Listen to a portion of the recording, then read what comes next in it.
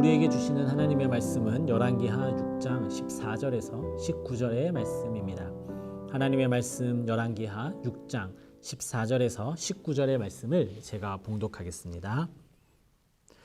왕이 이에 말과 병거와 많은 군사를 보내매 그들이 밤에 가서 그 성읍을 에워쌌더라. 하나님의 사람의 사환이 일찍이 일어나서 나가보니 군사와 말과 병거가 성읍을 에워쌌는지라.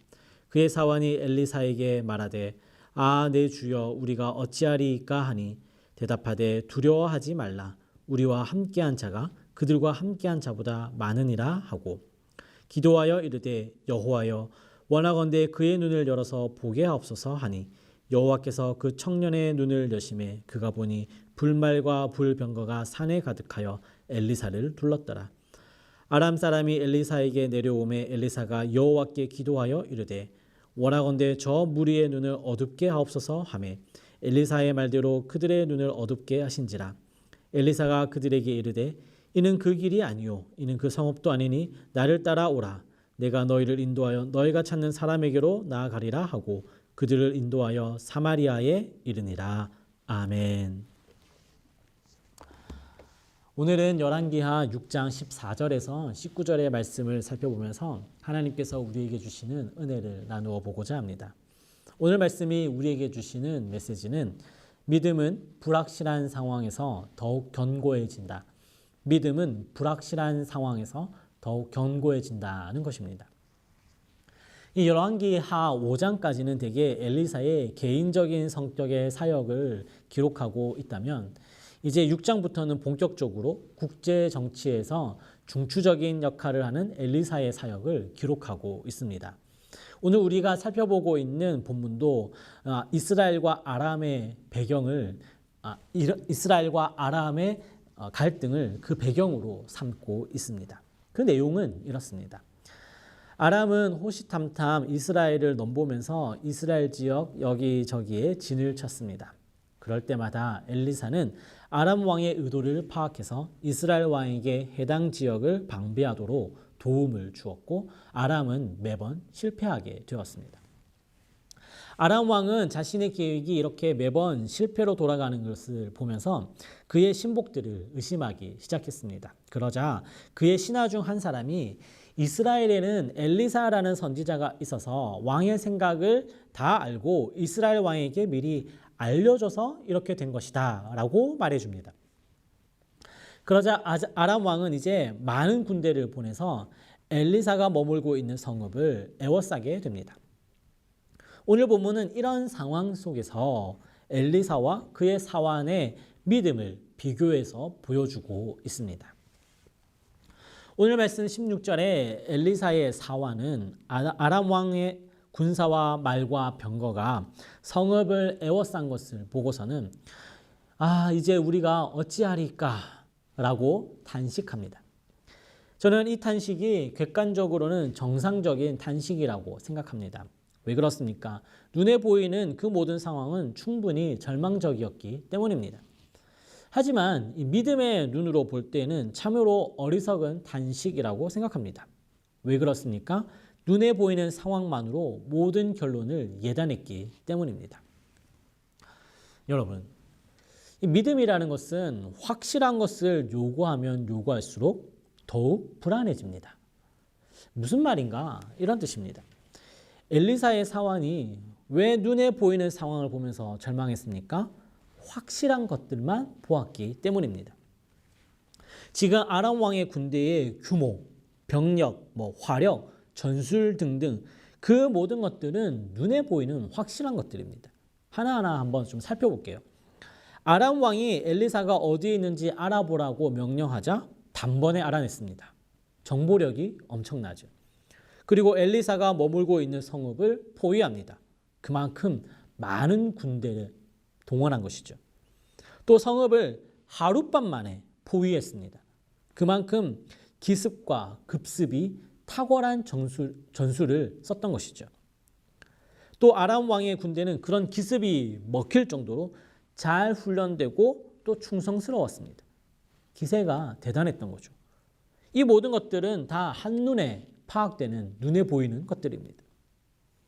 반면 엘리사 선지자는 맞서 싸울 힘이 전혀 없습니다. 군대 없습니다. 이스라엘 왕에게는 아람 왕을 대적할 병력 없습니다. 하룻밤에 달려올 수 있는 특공대도 없습니다. 심지어 이런 일이 벌어지고 있다는 것도 모릅니다.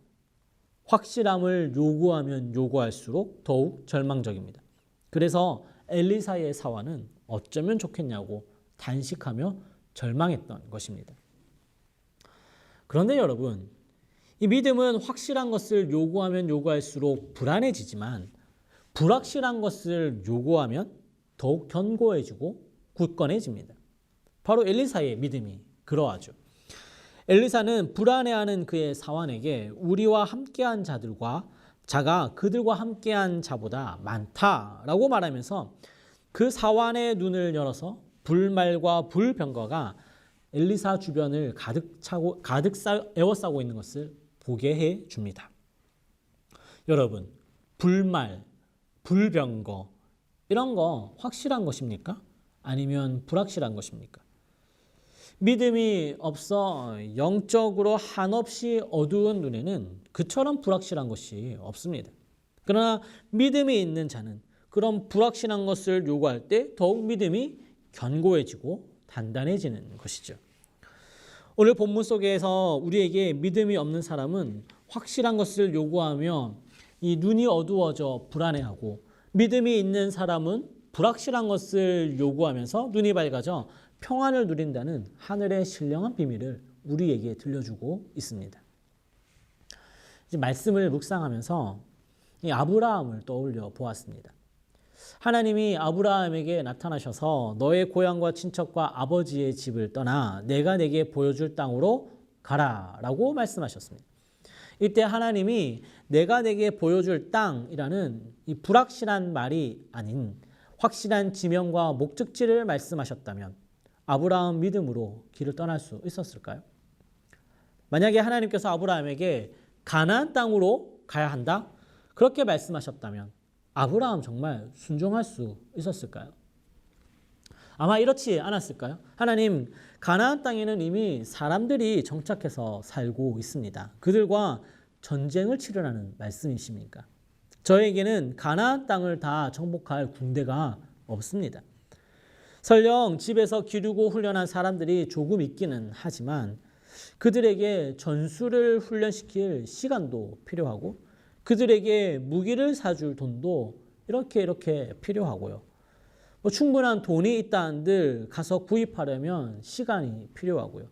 이방인인 나에게 그 많은 무기를 팔지도 미지수 아닙니까?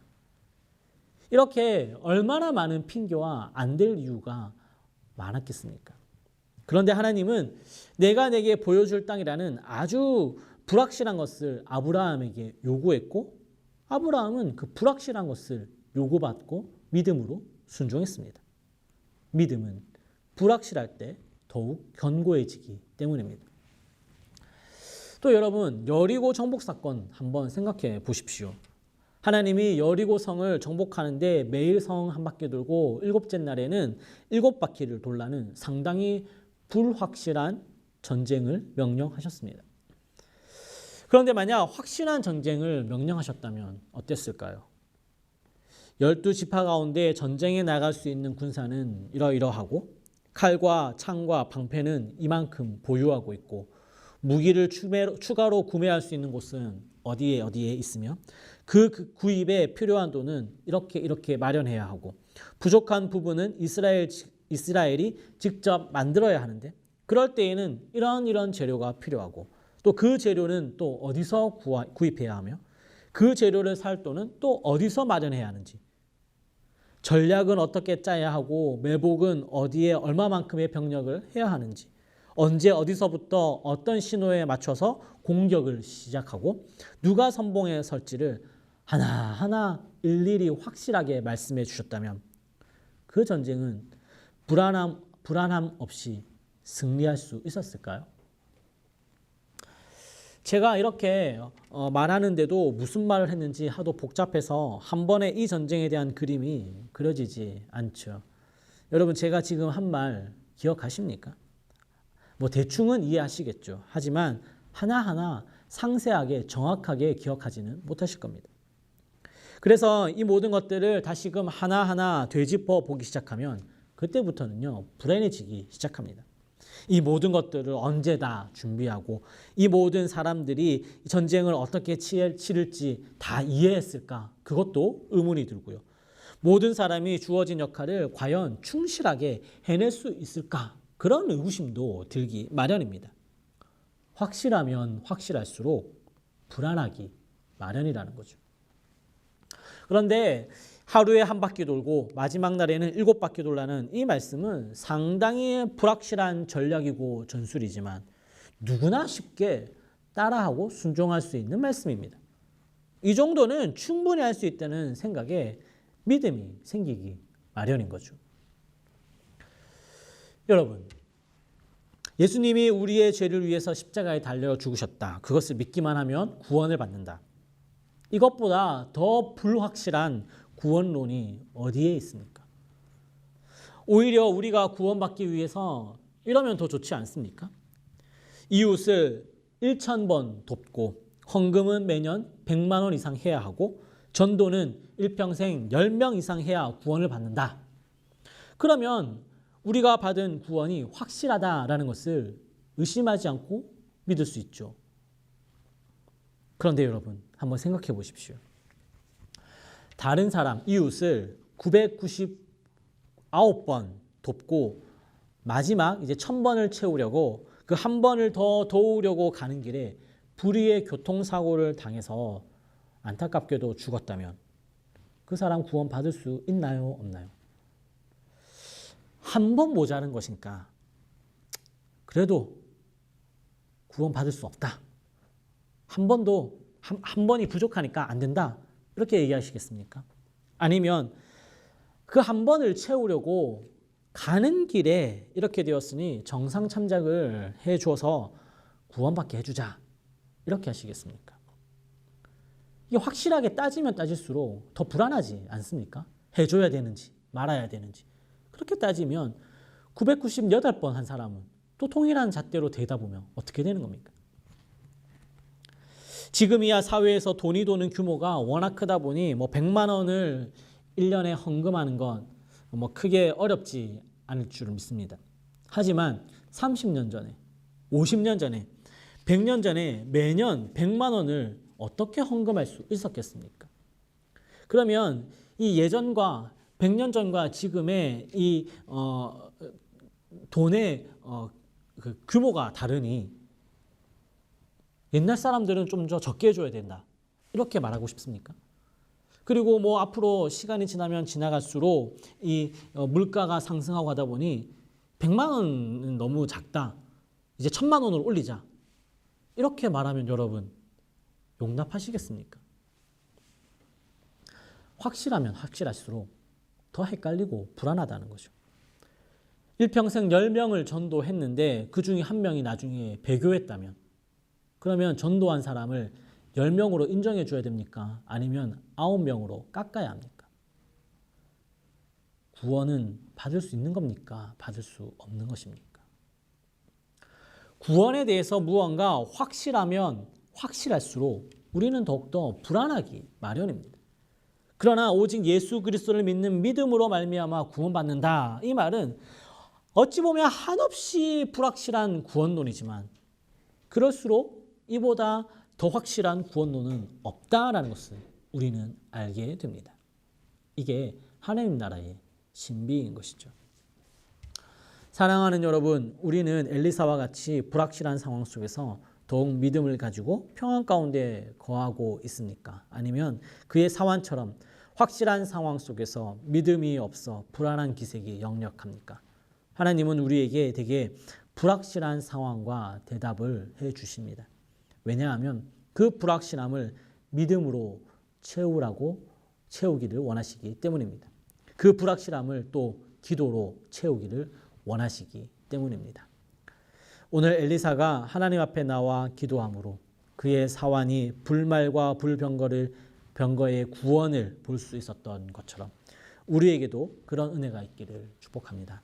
하나님의 은혜가 말씀을 붙잡고 기도하는 모든 하나님의 자녀에게 모든 확실한 상황만을 바라보는 어두운 눈이 열려 불확실함 속에서 오히려 더욱 믿음 안에 굳게 서서 하나님의 구원을 경험하는 우리 모두가 될 수 있기를 우리 주 예수 그리스도의 이름으로 축원합니다. 기도하겠습니다. 하나님, 항상 확실한 것만을 바라보며 살았던 우리의 어두운 눈을 밝혀 주시옵소서. 우리에게 믿음이 있다 하면서 항상 확실한 것만을 따르고자 했습니다. 확실하지 않은 것들에 대해 원망하고 불평하는 일이 있었다면 회개하오니 용서하여 주시옵소서. 이제 불확실한 것을 말씀과 기도로 채우며 살아가고자 결단하오니 우리에게 강하고 담대한 마음을 주셔서 믿고 순종하며 살아가는 하나님의 자녀가 되게 하여 주시옵소서라고 우리 다 함께 기도하겠습니다.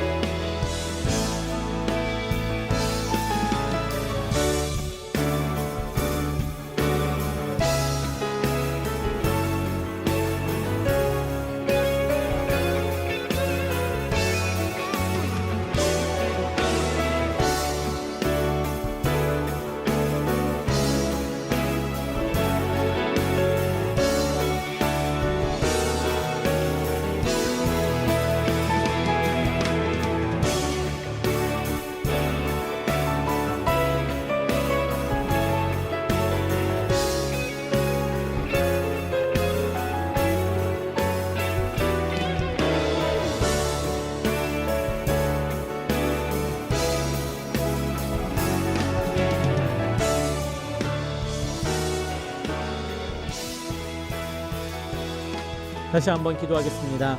하나님, 세상이 아무리 크고 강하게 보인다 할지라도 우리를 지키시는 하나님이 더 크고 위대하고 강하신 분임을 잊지 않게 도와주시옵소서. 우리를 지키는 불말과 불병거를 볼 수 있도록 우리의 어두운 눈을 열어주시고 탄식하는 외침이 찬송과 찬양이 되게 하시고 원망과 불평이 기쁨과 감사가 되게 하여 주시옵소서. 주께 피하는 모든 자에게 은혜와 평강으로 함께하여 주시옵소서라고 우리 다 함께 기도하겠습니다.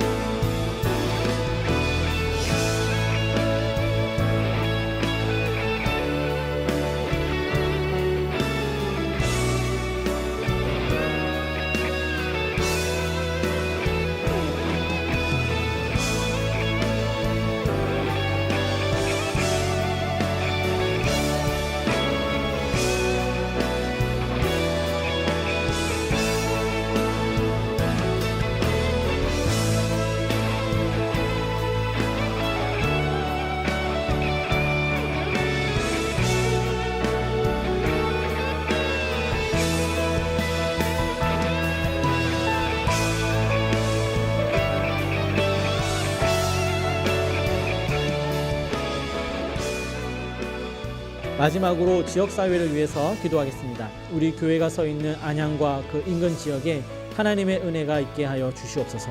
우리 교회를 통해서 모든 안양과 그 인근 지역이 복음을 듣게 하시고 주의 구원하시는 은혜가 필요한 곳에 우리의 섬김과 봉사가 흘러넘치게 하여 주시옵소서. 정의와 공의가 흘러넘치는 지역이 되게 하시고 모든 사람들이 안전하고 평안하게 사는 땅이 되게 하여 주시옵소서. 주의 날개의 그늘이 보호막이 되어 코로나로부터 안전하게 지켜주시고 경제적인 어려움으로 고통받는 자들을 도와주시옵소서.